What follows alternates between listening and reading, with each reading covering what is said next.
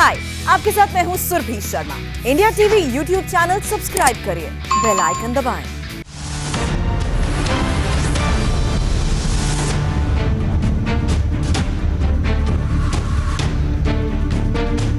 7:30 बजने वाले हैं। आपके साथ मैं हूं सुरभि शर्मा, लेकर आ गई हूं इलेक्शन का सबसे बड़ा शो। अब की बार किसकी सरकार? यूपी से पंजाब तक की सियासी माहौल गरमाया हुआ है और आज यहां से चुनाव से ताल्लुक रखने वाली कौन कौन सी बड़ी खबरें आई हैं बताऊंगी आपको मैं। शुरुआत टॉप 3 खबरों के साथ करते हैं और इलेक्शन शो की सबसे पहली बड़ी खबर उत्तर प्रदेश से है। उत्तर प्रदेश से बड़ी खबर, चुनाव से पहले योगी सरकार ने करोड़ों शिव भक्तों को दिया है तोहफा। कांवड़ यात्रा को मंजूरी दी है। 25 जुलाई से यूपी में गूंजेगा बम बम भोले। क्या इसका इलेक्शन पर पड़ेगा असर? पूरी डिटेल आपको थोड़ी ही देर में बताऊंगी। दूसरी बड़ी खबर और यूपी से ही है बड़ी खबर। योगी के मंत्री उपेंद्र तिवारी को गाली पर बड़ी कंट्रोवर्सी हो चुकी है। पुलिस ने 5 लोगों को गिरफ्तार किया है। अखिलेश के कार्यकर्ता होने का आरोप।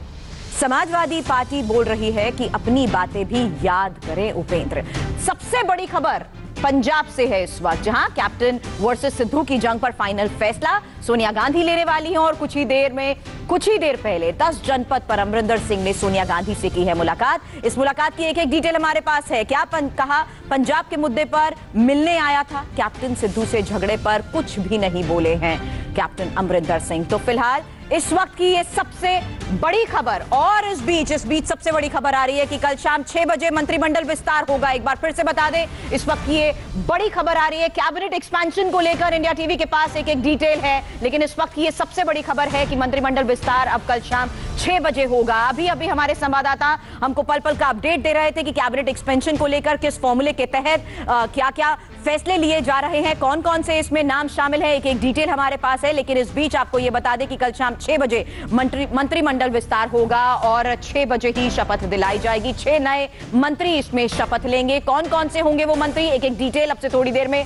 आपके सामने। लेकिन फिलहाल इस वक्त ये सबसे बड़ी खबर, जहां मोदी मंत्रिमंडल को लेकर, विस्तार को लेकर लिए गए बड़े फैसलों पर अब लग रही है मोहर। और इस बीच सुबह से आपको दिखा रहे हैं कि कौन कौन से वो बड़े चेहरे और नाम है जो अब दिल्ली का कर चुके हैं रुख, और क्या वजह है कि किस लिहाज से, किस फॉर्मूले के तहत कैबिनेट एक्सपेंशन में उनको जगह दी जा रही है। इस पर भी है हमारे पास डिटेल। लेकिन इस बीच ये इस वक्त की सबसे बड़ी खबर कि कल शाम 6 बजे नए मंत्री शपथ लेंगे। तो कल शाम 6 बजे होगा मोदी मंत्रिमंडल का विस्तार। संवाददाता लगातार हमें इस बारे में अपडेट दे रहे हैं और उनसे और डिटेल जानकारी ले कौन कौन से नए मंत्री कल शपथ ले रहे हैं कल शाम 6 बजे कैबिनेट एक्सपेंशन को लेकर, क्या बड़ा फैसला। देवेंद्र पराशर इस वक्त हमारे साथ जुड़ चुके हैं। देवेंद्र, नाम बताएं, डिटेल क्या क्या इस बारे में आपके पास? कल शाम में 6 बजे मोदी मंत्रिमंडल का 2.0 का पहला विस्तार होने जा रहा है। डेट को लेके जो उधेड़बुन चल रही थी, अब वो उधेड़बुन खत्म है और हमें टॉप सोर्सेज ने बताया कि अब ये 100% कंफर्मेशन है कि कल यानी कि 7 तारीख को शाम में 6 बजे नरेंद्र मोदी 2.0 सरकार का पहला मंत्रिमंडल विस्तार होने जा रहा है। और मंत्रिमंडल विस्तार को लेकर जो बातचीत चल रही थी, जैसे कि पहले हम लोग बात कर रहे थे कि क्योंकि जेडीयू के साथ अभी बातचीत जारी है तो संभव है कि उसको एक दिन के लिए आगे टला जाए, लेकिन ऐसा लगता है कि अब उस पर मुहर लग गई है, जिसके बाद ये तय कर लिया गया है कि कल शाम में 6 बजे नरेंद्र मोदी सरकार 2.0 के मंत्रिमंडल का पहला विस्तार होने जा रहा है। उनमें से आप देखें तो जितने नाम हम लोग लगातार दिन में आज चर्चाएं कर रहे हैं, ये सारे नाम कल होंगे। और 6 बजे शपथ ग्रहण समारोह से पहले कल उन मंत्रियों को निश्चित तौर पर कोविड प्रोटोकॉल के तहत RT-PCR टेस्ट वगैरह कराना होगा। वहाँ पे जो गेस्ट होंगे वो बहुत कम गेस्ट को बुलाया जाएगा। राष्ट्रपति भवन के जो कर्मचारी है जो वहाँ पे मौजूद रहेंगे, कल सुबह उनका भी RT-PCR टेस्ट रहेगा। तो कोविड प्रोटोकॉल का पूरे तरीके से पालन करते हुए कल शाम में 6 बजे नरेंद्र मोदी सरकार के मंत्रिमंडल का पहला विस्तार होने जा रहा है। उस विस्तार की अगर बात कर ले तो पूरी कोशिश की गई है कि इस विस्तार में, जैसे हमें बताया गया है कि जो रिफ्लेक्शन दिखेगा उसमें पिछड़ा वर्ग को बहुत ज़्यादा प्रतिनिधित्व दिखेगा, दलित वर्ग को प्रतिनिधित्व दिखेगा, अपेक्षाकृत युवा मंत्रिमंडलीय होगा, महिलाओं का प्रतिनिधित्व और ज़्यादा बढ़ाया जाएगा। और जो सबसे बड़ी बात जो बार बार कही जा रही है कि इसमें वैसे लोगों को तरजीह दी जाएगी जिनका शासन और व्यवस्था का पहले अनुभव रहा हो, चाहे केंद्र की बात कर ले या राज्य सरकार में वो मंत्री रहे हो या प्रोफेशनल रहे हो। किसी तरीके से अगर उनको शासन और व्यवस्था का अगर अनुभव है तो जाहिर तौर पे वो ज़्यादा इफिशिएंट हो सकते हैं, ज़्यादा परफॉर्म कर सकते हैं। और नरेंद्र मोदी सरकार निश्चित तौर पे पोस्ट कोविड दौर में ऐसा मंत्रिमंडल बनाना चाहती है जो कि सीधे सीधे परफॉर्म करे, क्योंकि अब की चुनौती आप देखें तो पहले की तुलना में अब चुनौती ज़्यादा बड़ी है। पॉलिटिकल कंपल्सन अपनी जगह पर है, उसको तो ध्यान में रखा जाएगा, लेकिन उस पॉलिटिकल कंपल्शन में के चलते योग्यता से कॉम्प्रोमाइज़ नहीं किया जाएगा। और उस पॉलिटिकल कंपल्शन के परिधि से बाहर योग्य व्यक्तियों को कैसे समायोजित करना है, ये बताया गया हमें कि मंत्रिमंडल विस्तार में इसकी एक झलक दिखेगी, और ऐसा टॉप सोर्स ने हमें बताया। आपने साफ ये बात कह दी है कि ये पुख्ता खबर है कि कैबिनेट एक्सपेंशन कल शाम 6 बजे हो रहा है, और पॉलिटिकल एंगल से अगर हम जिस तरीके से समझने की कोशिश कर रहे हैं कि तवज्जो दी जा रही है इस यंग मंत्रिमंडल की, अगर हम बात कर रहे हैं नए चेहरे इसमें कौन कौन से शामिल होंगे, देवेंद्र इस बारे में क्या डिटेल आपके पास? और नए चेहरे में जैसे बात करें तो ज्योतिरादित्य सिंधिया आपको निश्चित तौर पे दिखेंगे, सर्बानंद सोनोवाल आपको निश्चित तौर पे यहाँ पे दिखेंगे मंत्रिमंडल विस्तार में, और इसके अलावा नारायण राणे जो कि महाराष्ट्र से आते हैं वो निश्चित तौर पे दिखेंगे। एक जो दिलचस्पी है सबसे ज़्यादा, और उत्तर प्रदेश के लोगों को भी है, देश के लोगों को भी है, क्योंकि अगले साल चुनाव होना है उत्तर प्रदेश में, कि उत्तर प्रदेश से किस चेहरों को, किन किन चेहरों को जगह दी जाएगी, तो उसके बारे में अभी भी तस्वीर साफ नहीं हो पाई है। उसके पीछे बड़ी वजह यह है कि क्योंकि उत्तर प्रदेश के बहुत सारे नेता दिल्ली आ चुके हैं, बहुत सारे सांसद आ चुके हैं, और सबको कॉल नहीं गया है। बहुत सारे उसमें ऐसे हैं क्योंकि नज़दीक दिल्ली रहता है उत्तर प्रदेश से, तो ऐसे में इस उम्मीद से आ गए हैं कि हो सकता है कि उनके पास कॉल आ जाए तो वो दिल्ली में ही मौजूद रहे। हमें ये बताया गया कि लगभग 15 से 20 सांसद ऐसे हैं जो कि दिल्ली में मौजूद हैं। जाहिर तौर पे इतने लोगों को जगह नहीं दी जा सकती, लेकिन उत्तर प्रदेश के लिए जो फिलॉसफी बताया गया उसमें ये बताया गया कि ब्राह्मण चेहरा एक होगा, पिछड़ा चेहरा जरूर होगा, जाट को ज़्यादा महत्व दिया जाएगा।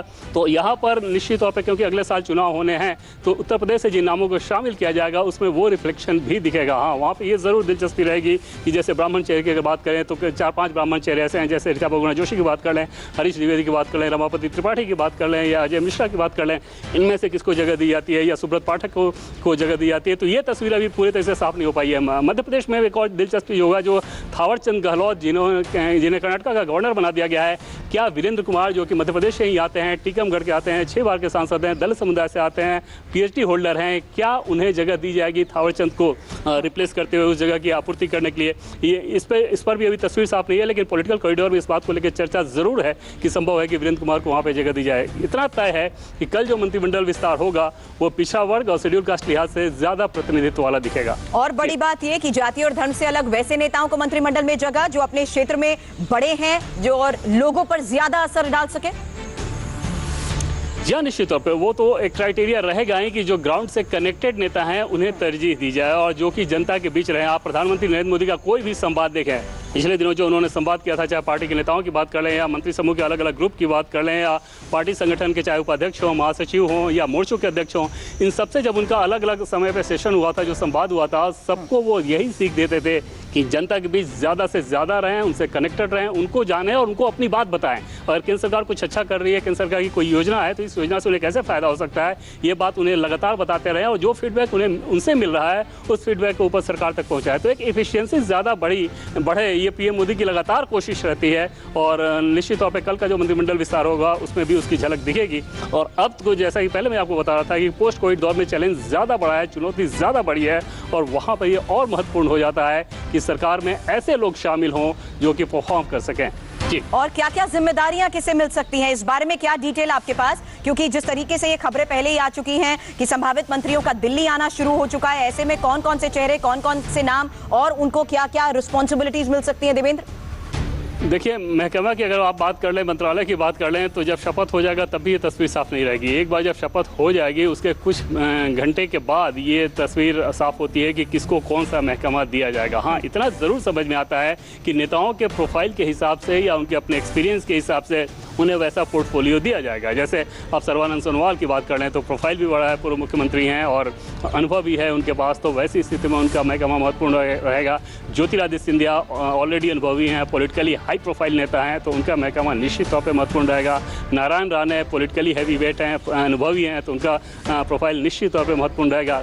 अगर जो अपेक्षाकृत युवा चेहरे जाएंगे तो जाहिर तौर पे उनको तैयार करने के लिहाज से उनका जो महकमा होगा वो उस हिसाब से महत्वपूर्ण नहीं रहेगा, या कम से कम उन्हें MOS के तौर पर रखा जाएगा। जैसे शांतनु ठाकुर की बात कर लें, या इस तरह के नेताओं को जिन्हें प्रशासन का पहली बार अनुभव दिया जाएगा। तो कुल मिलाकर कोशिश ये की जाएगी कि एक बैलेंसिंग बना रहा है, किसको कौन सा मंत्रालय मिलता है। ये तो तमाम केंद्रीय कैबिनेट मंत्री ऐसे हैं जिनके पास अतिरिक्त प्रभार है, जैसे ऐसे बहुत सारे मंत्री हैं जिनके पास 3-3 मंत्रालय है या 2 मंत्रालय है, तकरीबन 9 मंत्री केंद्रीय कैबिनेट मंत्री ऐसे हैं। उन्हें भी ये नहीं पता कि उनका कौन सा महकमा उनके पास रहेगा, कौन सा दूसरे के पास जाएगा। तो ये तो दिल्ली में नेताओं के जमावड़े की हमने बात की, लेकिन बड़ा सवाल यही है कि इस फेरबदल के तहत कौन कौन से चेहरे शामिल होंगे, लेकिन किन किन को बाहर का रास्ता दिखाया जा सकता है, इस बारे में भी क्या कोई डिटेल? लेकिन एक बात अभी भी आपने क्लियर कर दी, क्योंकि कईयों के पास अलग अलग मंत्रालयों की जिम्मेदारी है, तो वो जिम्मेदारी थोड़ी जरूर शेयर की जा सकती है या कम हो सकती है। और हटाने को लेकर निश्चित तौर पे ये बताया गया है कि 2-3 क्राइटेरिया ऐसे हैं जिसके दम पे कुछ लोगों को हटाया जाएगा, लेकिन क्योंकि वो नाम पक्के तौर पे नहीं बताए गए थे तो ऐसे में उन नामों को शेयर करना, सार्वजनिक करना ठीक नहीं होता, क्योंकि अगर वो नाम सही नहीं निकलते हैं तो जाहिर तौर पर उस नेता के ऊपर अतिरिक्त दबाव पड़ता है। और इतना मैं आपको बताऊँ कि जैसा कि पहले मैं आपको बता रहा था कि जब केंद्रीय कैबिनेट मंत्री को भी ये नहीं पता कि कौन सा महकमा उनके पास रहेगा, कौन सा दूसरे के पास जाएगा, तो आप अंदाज़ा लगा सकते हैं कि केंद्रीय कैबिनेट मंत्रियों के ऊपर या जो MOS हैं उनके ऊपर कितना बड़ा दबाव है कि न जाने उनके परफॉर्मेंस को कैसा आंका गया है। जब हम लोग परफॉर्मेंस की बात करते हैं तो उस परफॉर्मेंस में सब कुछ आता है, और न सिर्फ आपके विभाग में बल्कि पार्लियामेंट में आप कैसे सवालों को हैंडल करते हैं, वहाँ पे आपकी उपयुक्तता कैसी रहती है, जनता के बीच कैसे जाते हैं, क्षेत्र में कैसे रहते हैं, पार्टी संगठन का जो कार्यक्रम होता है आपके क्षेत्र में उस काम को आप परफॉर्म कर पाते हैं कि नहीं, संसद में जो कार्रवाई चलती है उसमें आपकी भागीदारी कितनी ज़्यादा होती है, इन सारे क्राइटेरिया को ध्यान में रखकर उसका परफॉर्मेंस आंका जाता है। हालांकि आपने देखा कि तकरीबन 1 महीने में कई सारी बैठकें हुई थी, 5 से 6 बैठक हुई थी PM निवास पर। उस बैठक का मंत्रिमंडल विस्तार से कोई लेना देना नहीं था, वो तो सामान्य इंटरेक्शन जो PM मोदी कर रहे थे, क्योंकि न सिर्फ मंत्रियों के साथ बल्कि संगठन में भी पार्टी पदाधिकारियों के साथ, पार्टी के उपाध्यक्षों के साथ, मोर्चों के अध्यक्षों के साथ, सबके साथ उन्होंने अलग अलग संवाद किया था। लेकिन ओवरऑल जो असेसमेंट रहता है PM मोदी का वो 24/7 रहता है। कोई मंत्री अगर कोई ट्वीट भी कर दे उन्हें फौरन उस बात की जानकारी मिलती है। और ऐसे कई सारे केसेस आए थे जब PMO से फ़ोन जाता है कि आप इस ट्वीट को डिलीट करें, या ट्वीट ये अच्छा नहीं है, इसमें फैक्चुअली इनकरेक्शन है, ये सारी चीज़ें की जाती है। उससे आप अंदाज़ा लगा सकते हैं कि मंत्रियों के ऊपर उनकी कितनी पैनी नज़र रहती है। और जब इतनी पैनी नज़र हो और उसके बाद मंत्रिमंडल विस्तार हो रहा हो तो आप अंदाज़ा लगा सकते हैं कि मंत्रियों के ऊपर कितना एक सवाल सबसे बड़ा और जहन में ये भी आता है, समझना भी बहुत जरूरी है कि आखिर क्या सोच के ये बदलाव किया जा रहा है, क्या वजह है कि कैबिनेट एक्सपेंशन को लेकर ये फैसला लिया जा रहा है। क्या ये माने कि काम को गति देने के लिए या समीकरण सही तरीके से बिठाने के लिए ये इस तरह के फैसले लिए जा रहे हैं?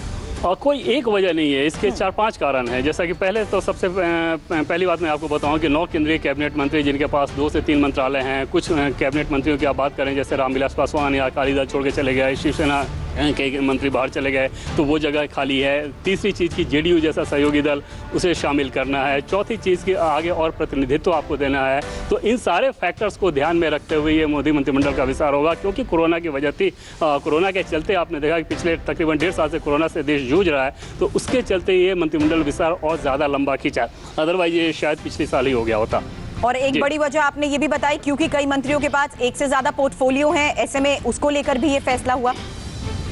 यह निश्चित तौर पे 9 कैबिनेट मंत्री ऐसे हैं जिनके पास कम से कम 2 या 3 तक मंत्रालय हैं, और ऐसे में आप अंदाज़ा लगा सकते हैं कि उन मंत्रियों के ऊपर भी कितना बड़ा दबाव रहता होगा।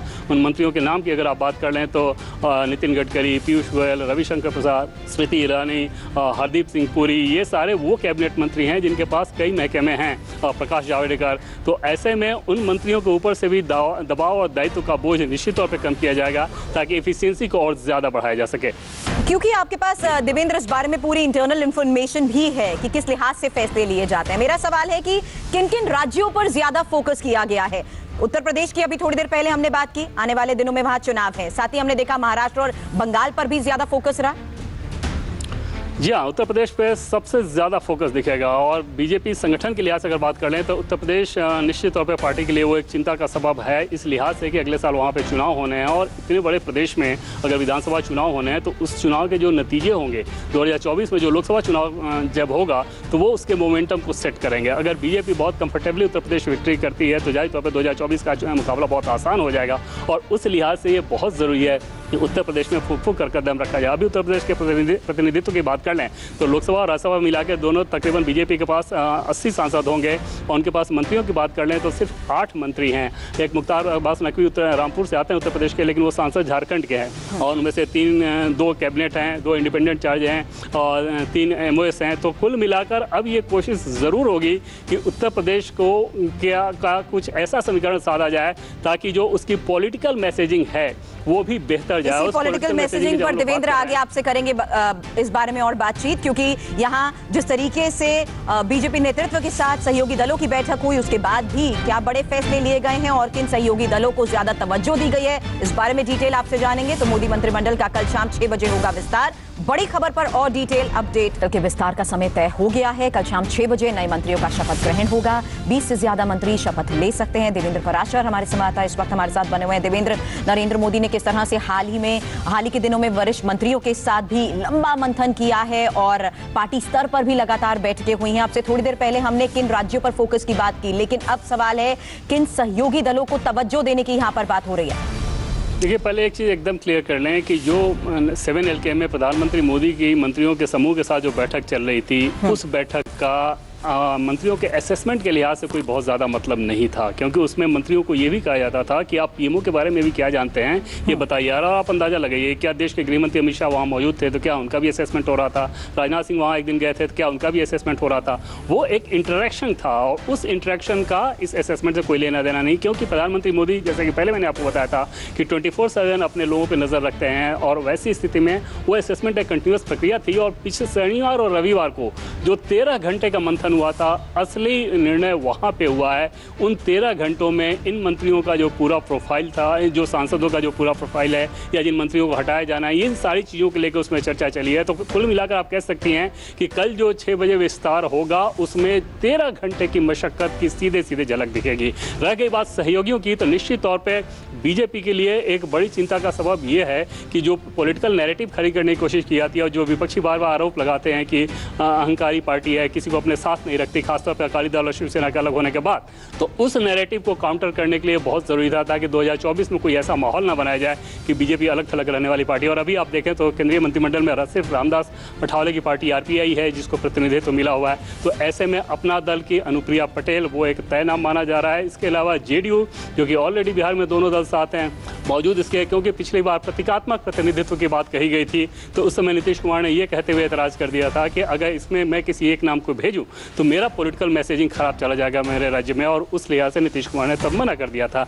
अभी भी नीतीश कुमार की डिमांड ज़्यादा थी, जाहिर तौर पे वो डिमांड पूरी तरीके से तो पूरी होती शायद ना नज़र आए, लेकिन इतना ज़रूर है कि दोनों के बीच एक सुलह का फॉर्मूला ज़रूर निकल गया होगा जिसके चलते ये तय किया गया।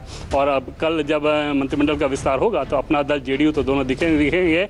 दक्षिण भारत से AIADMK को लेकर अभी तस्वीर साफ नहीं है। लेकिन मंत्री बनने की लिस्ट में किस किस का नाम है आगे? देवेंद्र, आपके पास भी इस बारे में पूरी इंफॉर्मेशन है और मोदी मंत्रिमंडल के इस विस्तार पर किस किस को मिल रही है जगह, किस राज्य से कितने मंत्री बन रहे हैं, पिछड़े समुदाय से कितने, दलित समुदाय से कितने, एक एक जानकारी के लिए देखिए हकीकत क्या है मेरे सहयोगी सौरभ शर्मा के साथ 5 मिनट के ब्रेक के बाद।